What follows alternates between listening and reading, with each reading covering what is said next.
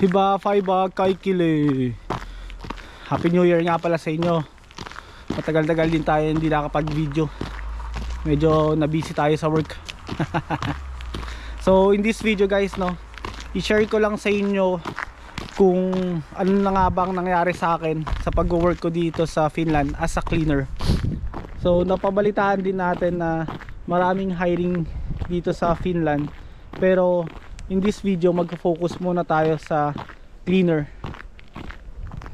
I-check natin, isasabihin ko sa inyo kung ano nga ba yung mga kalakaran, paano nagwo-work yung mga cleaner talaga dito. So please, tapusin nyo tong video na to para magkaroon talaga kayo ng idea kung ano nga ba yung buhay namin as a cleaner dito sa Finland.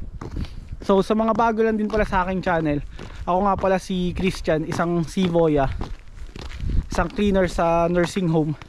So disclaimer lang, no, sa video na to lahat ng aking sasabihin is aking opinion lang at aking mga na-experience, i-share ko lang sa inyo para magkaroon kayo ng idea.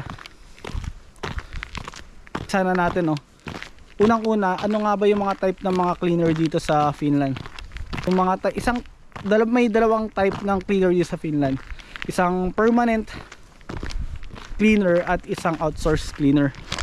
Yung unahin muna natin yung permanent cleaner, no.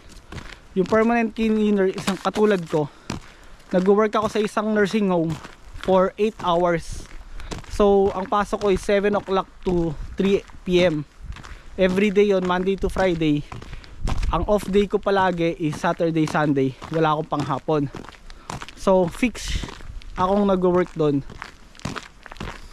Yun yung permanent cleaner. Katulad ng, meron ding ibang mga cleaner na permanent na nasa mga mall or hospital, pero doon lang talaga sila nag-work sa isang workplace. So next naman is yung outsourced cleaner.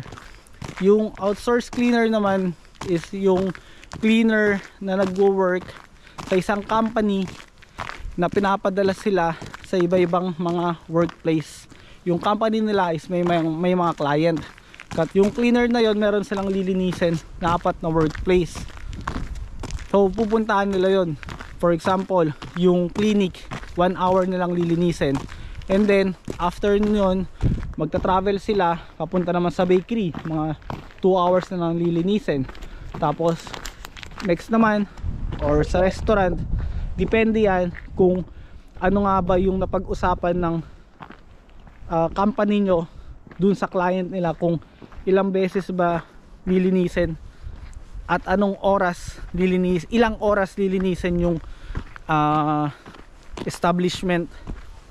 So ganun yung outsource cleaner.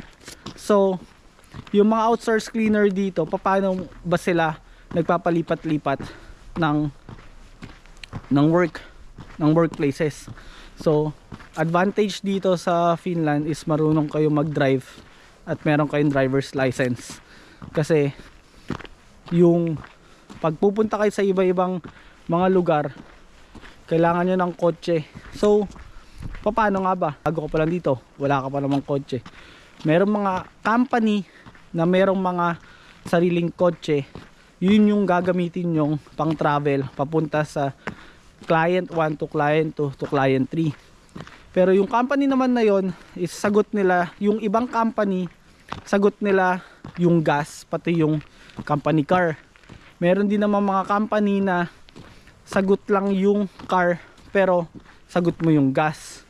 Tapos meron din mga company na gusto na meron kayong sariling kotse, tapos yung gas is i-reimburse nyo na lang sa kanila, ibibigay nyo na lang dun sa supervisor nyo para bayaran ng company yung gas na nagastos nyo sa araw na yon or sa month na yon. Permanent muna na cleaner yung talakayin natin about sa advantage at disadvantage. Yung advantage nyon, yung isa kang permanent cleaner, dun ka lang sa workplace mo na hindi mo na kailangan pumunta sa iba-ibang workplace. Naka-steady ka lang doon. Alam mo paano iplano yung work mo, work plan mo sa isang araw or sa isang week or sa isang buwan. Hindi ka na magpapalipat-lipat, hindi ka na mapapagod bumiyahe, mas relax, di ba? Ang disadvantage naman doon is wala kang OT. Hindi ko sinasabing walang OT, pero usually wala ka talagang OT kasi nga permanent cleaner ka doon. Alam mo yung work mo, yun lang yung fix na work mo everyday. Wala kang pasok sa weekend at wala kang pasok din pag holiday. Stuck ka lang dun sa work mo, so fix lang talaga halos lahat yun. Pero pwede ka rin namang manghingi pa rin ng OT dun sa boss mo or sa supervisor mo pag nangangailangan talaga, kasi pag nag-work ka naman dun, hindi mo naman malilinis yung 10 building or yung area mo Syempre may mga project pa rin na pwede mong sabihin na kailangan mong linisin itong part na to kasi medyo mahirap siya. Pagbibigyan naman kayo ng mga boss nyo, maintindihan naman nila yun, pero hindi yun palaging meron kayong OT. Talagang parang once in 3 months or once in 4 months lang, mga ganon. It depends sa usapan nyo ng boss nyo. So yun ang advantage at disadvantage sa isang permanent cleaner. Ayun, mapunta naman tayo sa outsource. Sa outsource, meron naman kayong possible na makapag-OT kayo kasi nga malaki yung range ng nililinisan nyo, iba-ibang lugar, mga ganon. So tapos isa pang advantage is makakapag-experience kayo ng iba-ibang type ng establishment na malilinisan nyo dito sa Finland. Katulad ng mga paano ba maglinis sa isang mall, paano ba maglinis sa isang gym, paano ba maglinis sa isang clinic. May experience nyo lahat yon. So isang magigain din kayo ng experience doon. Tapos syempre pag nagda-drive kayo, may enjoy nyo yung view tsaka ng lugar, point A to point B. Tsaka syempre sa city or sa work, sa place nyo, makakabisado nyo yung area nyo sa pagdadrive. Dahil sa pagdadrive, yun yung nakikita kong isa sa mga advantage. Yung disadvantage naman is pagod. Syempre mabilisan kang maglinis sa isang client nyo, and then kailangan mo pang mag-drive, tapos pupunta ka sa client B, mabilisan din ang linis. Tapos mabiyahe ka ulit papuntang client 3, mabilisan ulit ng linis. Syempre ang paglilinis hindi lang mabilisan, kailangan din may quality yung paglilinis natin sa mga client natin. Mapunta na tayo sa sa important part. Permanent, meron ding OT na possibility, pero hindi gano'n na mag-expect ka or every week may OT ka. So expect mo yung salary mo is fixed lang talaga, yun yung expect nyo dito. Pero sa outsourcing, pwede rin po kayong makapag OT pag kunyari absent yung ka-work nyo, walang magko-cover dun sa workplace na kino-cover niya. Pwede kayong tawagan ng supervisor nyo at pwede kayo makakuha ng OT, pero depende pa rin yun. Pero don't expect na palagi kayo makakuha ng OT dito. So isa pa, kung mag-work kayo dito sa Finland, meron nga bang part-time? Yun nga ang sinabi ko, hindi ganun karaming part-time na makukuha mo dito sa Finland. Lalong lalo na, hindi ko lang sure about sa city, kasi city yon, hindi mo alam kung maraming work talaga. Ako yung nakabase sa isang province, at ang na-experience ko dito, hindi ganun karami at hindi ganun kadali makakuha ng part-time dito sa Finland. Pero makakakuha pa rin kayo kung marunong kayo ng mga to. Syempre sabi ko sa inyo, marunong kayo mag-drive, may license kayo galing sa Pilipinas na pwede nyo papalitan dito. Tapos importante po na marunong kayong magsalita ng Finnish language. Yan ang isa sa mga pinaka-importante dito sa Finland na kailangan nyong matutunan. Finnish language, importante po yan.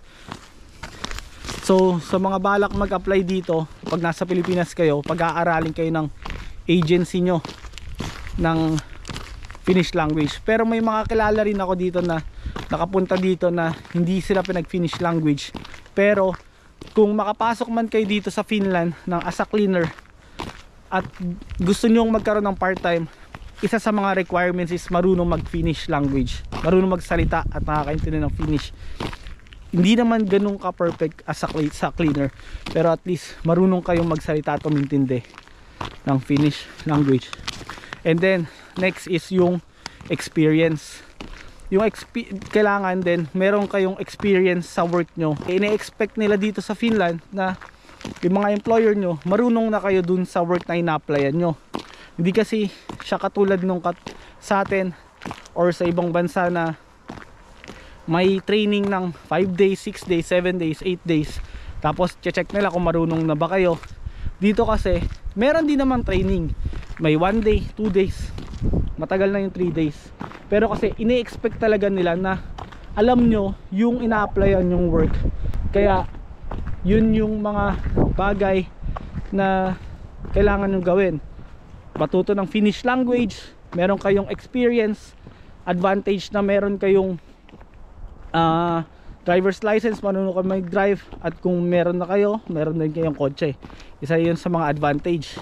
So paano pala kung hindi, isa pang tanong, no, paano pag hindi ako marunong mag-drive or wala akong license? Makakapag-work pa rin ba ako? Makakapag-work pa rin po kayo, no? Sa city, tingin ko ang mode of transportation doon is madali lang, is tram, bus, metro. Madali kayo makakapagpunta sa point A to point B. Pero pag dito po sa province, medyo challenging po yung pag-travel dito, kasi yung bus dito is ang interval around 20 minutes, 30 minutes, 40 minutes, depende yan kung gaano ka dami yung bus na umiikot sa inyong mga city. As na po, no, ito po yung reality ng pag-work dito sa Finland. Sa Finland merong 4 season: winter, spring, summer, and fall. Pagdating na po ng summer and then fall, merong pang mga trabaho po dyan na medyo marami pa yung trabaho dyan, kasi nga nagbabakasyon pa yung mga Finnish or ibang mga employee. Dun sila nagbabakasyon. So mga nagbakasyon nila is around 1 month, 3 weeks, 4 weeks, 5 weeks, depende kung gaano karami yung bakasyon nila. So dun kayo may time na mag part time, at dun din sila nag-open ng mga job opening. Pero pagdating po ng winter, expect nyo po na wala masyadong work na opening. So hindi kayo makakuha ng part time, baka di rin kayo makakuha ng work. Maswerte na lang kayo kung yung company nyo ay medyo malaki-laking company at maraming client. Ang reality po dito, very challenging po yung paghahanap din ng work dito, kasi hindi lang din naman mga Pilipino ang naghahanap ng work dito sa Finland. Maraming mga ibang lahi rin na naghahanap ng work dito sa Finland. On the next video pala, no, i-try kong i-share sa inyo kung ano nga ba yung mga na-experience ko about sa mga work dito sa Finland, kung marami nga bang work, kung sapat nga ba yung naka-advertise na 90,000 o 100,000 na sahod sa Finland, and paano nga ba yung mga benefits dito at mga advantage at disadvantage sa pagtira dito sa Finland at sa pagtatrabaho dito sa Finland. So hopefully guys, nakatulong tong video na to na magkaroon kayo ng idea kung paano nga ba ako at yung ibang mga cleaner dito tatrabaho sa Finland. So kung may mga hindi pa ako nasabi na mga experience ko, sana yung mga ibang cleaner na nanonood nito, i-message nyo na lang, nag-comment na lang kayo. At kung may mga tanong pa kayo, i-comment nyo na lang din sa comment section. And pag may mga nakalimutan at naalala pa ako, i-comment ko na lang din at ipipin ko na lang at pakibasa na lang po sa comment section din. So dito ko na tatapusin ang aking video, no? So see you. Thank you for watching, and hopefully nakatulong to sa inyo. So see you on the next video. Nadan, moy moy.